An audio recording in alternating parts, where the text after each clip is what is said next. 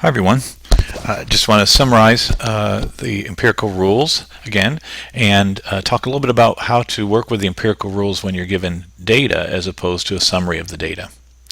So just to focus on the rules themselves, again we had two rules. The first one, the empirical rule 1, we call it. It's actually called Chevyshev's inequality. States that most of the data values will fall within 2 standard deviations of the mean. And almost all values will fall, or virtually all values will fall within 3 standard deviations of the mean. Chebyshev is a rule that, or this empirical rule 1, Chebyshev's inequality applies to any data set, regardless of if you know about it or what you don't know about it. It says for any data set, at least 1 minus 1 over k squared, okay, so k is the number of standard deviations, that percent of the data lie within k standard deviations of the mean. So as we did in the first empirical rule video, if k is 2, you'd say 1 minus 1 over 2 squared, so 1 minus 1/4, or 75% of the data lie within 2 standard deviations of the mean. And again, keep in mind that this is the worst case scenario. That means at least that much, at least 75% will lie within 2. If k is 3, we get 88.9, 1 minus 1 over 3 squared, 1 minus 1/9, which is 88.9%. So at the very worst, for any distribution that we have, at least 88.9% of the data are going to lie within 3 standard deviations of the mean. The second empirical rule is more specific. Deals with the fact that when we have a bell-shaped, or as we'll learn later in the course, a normal distribution. So if the distribution of data is known to be bell-shaped, and you can tell that either you'll be given that in the problem, or you might have to graph the data and take a look at the distribution. So if the data are known to be bell-shaped, then we can be a little bit more accurate with our estimates. Okay, in the book it's called the 68, 99, 99.7% rule. And basically what it says is that 68% of all the data values, if your distribution is bell-shaped, will fall within 1 standard deviation of the mean. 95% of the data, which again is most of the data, we'll call that most, fall within 2 standard deviations of the mean. And 99.7% of the data fall within 3 standard deviations of the mean. Okay, so that's virtually all of the data is going to fall within 3 standard deviations of the mean. So let's look at a particular example. Okay, I have a file which is something we've been collecting over the years at NKU. It's a file of basically student data. So I'm going to go to that right now. Okay, to open up your data file, again go to Data and Load, and it's from a file. The file's on my computer. That was cut off for you. I choose my file, and this file, let me go down and see if I can find it. It's called Students, and there it is. Okay, now it gives you a preview of the data. If we scroll down at the very bottom of the page, you'll see Load File, and that will load the file into StatCrunch. So now we've loaded this file into StatCrunch. The data I'd like to look at is age, the age of students, and this is in introductory statistics classes. Okay, the first task, if I go back to the PowerPoint, the first task said use StatCrunch, essentially use stats, to calculate the summary statistics. In other words, if we're going to do something with the empirical rule, we need the mean and we need the standard deviation of these data. So let me go back to the data set to calculate the mean and standard deviation with StatCrunch. And again, I would never do that by hand. In this case we have, and you can actually scroll down and see, we have 504 students that we've polled. That would take you a long time to do the mean and even longer time to do the standard deviation. So what we need to do is go to Stat and Summary Statistics, and we're going to pick a column, and that column is going to be age. Okay, if we want to pick multiple columns, in other words, calculate statistics on multiple columns, you have to push the Control key down and you just pick other columns, like that. Now I can just click off them as well, I'm holding the Control key down. I just want to look at age. This tells me what it's going to calculate. It's going to calculate n, which is the number of data in the data set, the mean, the variance, which is the square of the square root of standard deviation, and so forth. So I'm going to compute.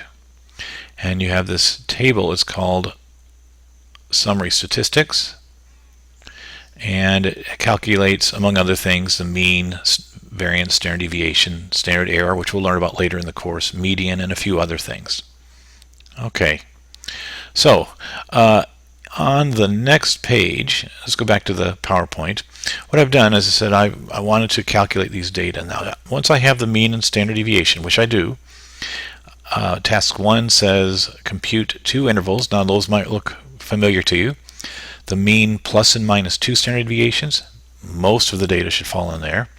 The mean plus or minus 3 standard deviations. Virtually all of the data should fall in there, and that's task 1. Task 2 says, of the 504 students that we've polled, what percent actually fall in these intervals? So I'm going to look at the data to do that. We're going to compare then the percent that actually fell in the intervals to the percent that were predicted by the appropriate empirical rule. And there we'll have to decide whether we use Chebyshev or the 68, 95, 99.7. I'll call that the bell-shaped rule. And then, are there any outliers? All right, so I'm going to go, what I've done is on the next slide, I've actually included the summary statistics that were calculated via StatCrunch. The problem says, first of all, compute 2 intervals, mean plus 2 standard deviations, and the mean plus and minus 3 standard deviations. So, okay, there we go. I'm going to get up my pen, and let's do this in red. And see how we go. It says we've got the mean plus or minus 2 standard deviations. So the first one would be the mean, which is 23.312 minus 2 standard deviations. So 2 times standard deviation is 6.648.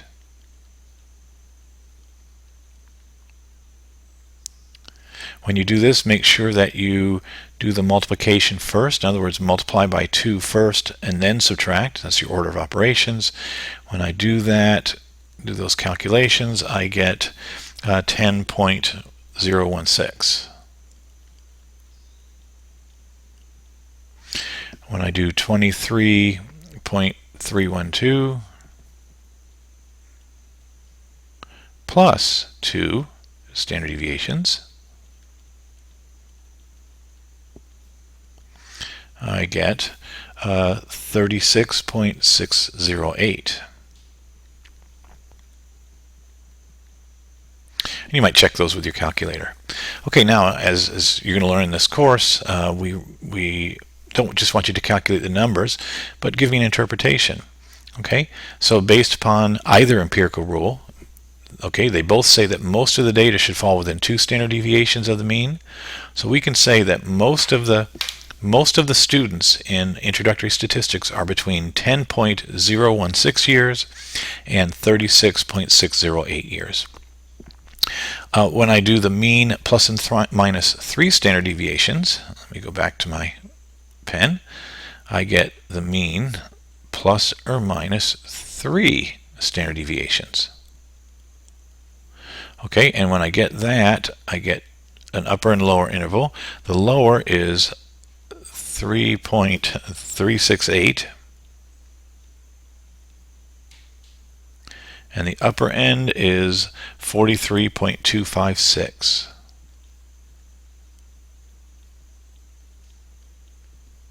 Okay, so in other words, when I calculate the mean plus 3 of the standard deviations, 3 times 6.648, I get 3.368. Now, I think, I think virtually all students, and again, that's the 3 standard deviations, virtually all students, this interval says, are between 3.368 years, and I hope that's true. I haven't seen anyone less than 3 in our classes, and between, so 3.368 years and 43.256 years.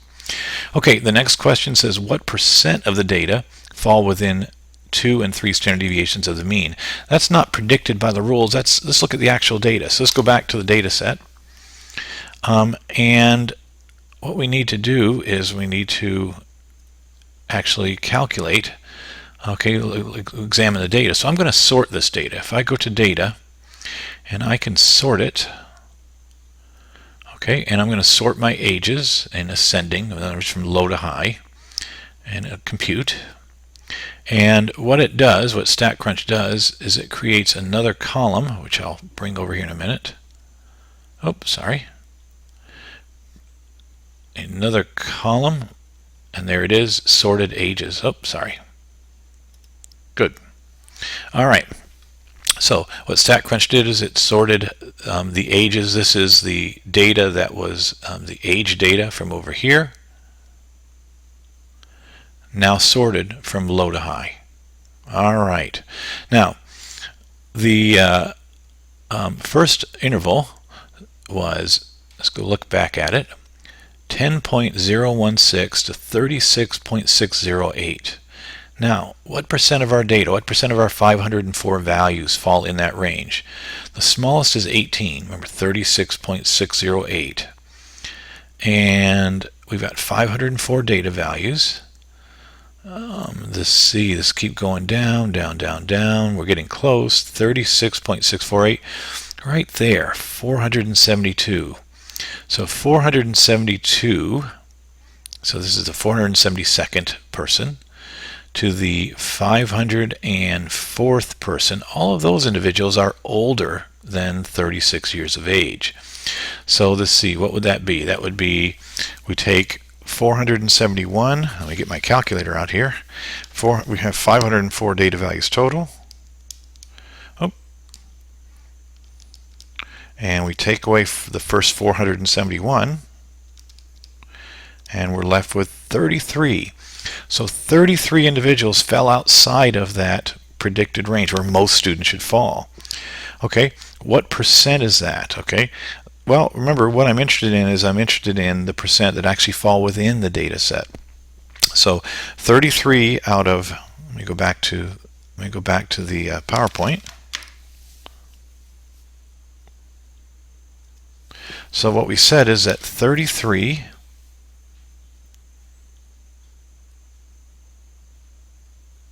of the 504 students do not fall between this interval where most of the students should fall. All right, so 33 divided by 504 is essentially 6.5%. Okay, so this is 6.5%. That's what percent do not fall in that range, but we want the percent that fall within. So if we subtract 6.5 from 100, what we get, so 100 minus 6.5% is actually 93.5%. So 93.5% of the actual data sets, of the actual data, fall within 2 standard deviations of the mean. Now let's look at 3 standard deviations of the mean. So 3 standard deviations, okay, would be, and just go back to the PowerPoint, that was up to 43.25, so anything older than 43. All right, so what percent are older than 43? Right there. Okay, so there's 43. Okay, so 489 of the 504 are within the data set. So let's look at that.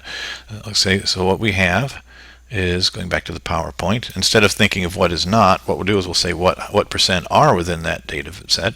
We've got 489 of the 504 fall within this 3 standard deviations, which is virtually all.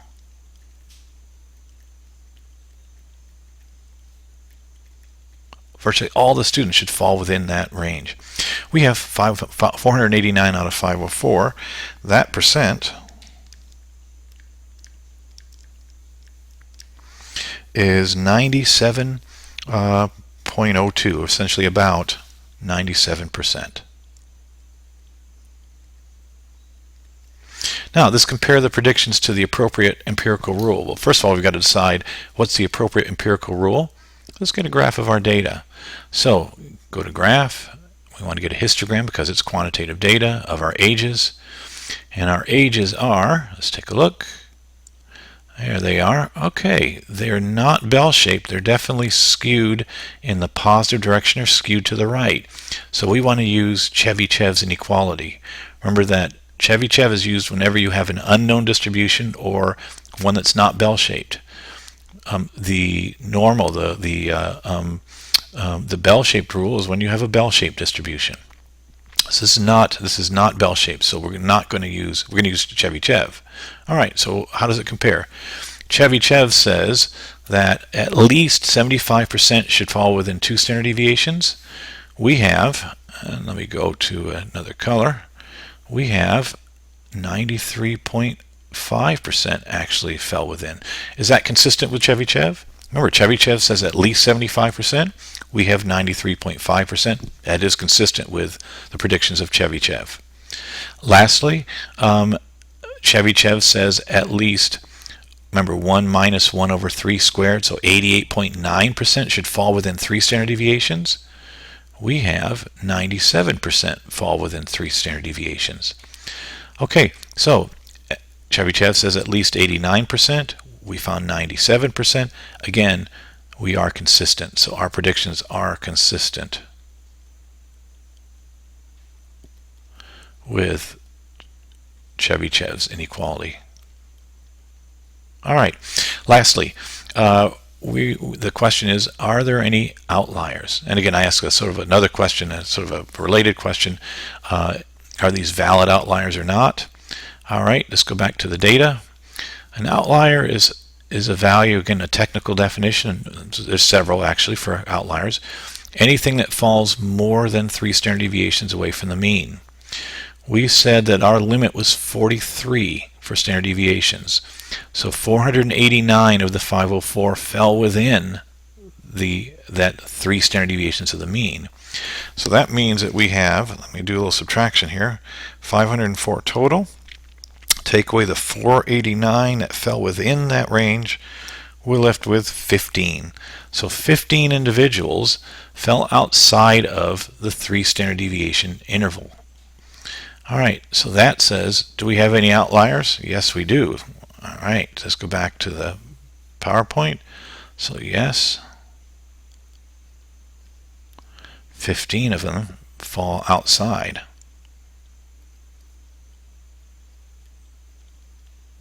The virtually all or the 3 standard deviation interval. Are these valid or invalid? Valid means, are they just valid measurements? Or are they errors in our measurements? So let's take a look at the data to see if there's anything. If we found someone that was a couple hundred years old, we probably would doubt it, but certainly 44 to 56 is nothing that looks unusual. They're outliers. I mean, they're unusual, but they're valid measurements. They're not invalid measurements.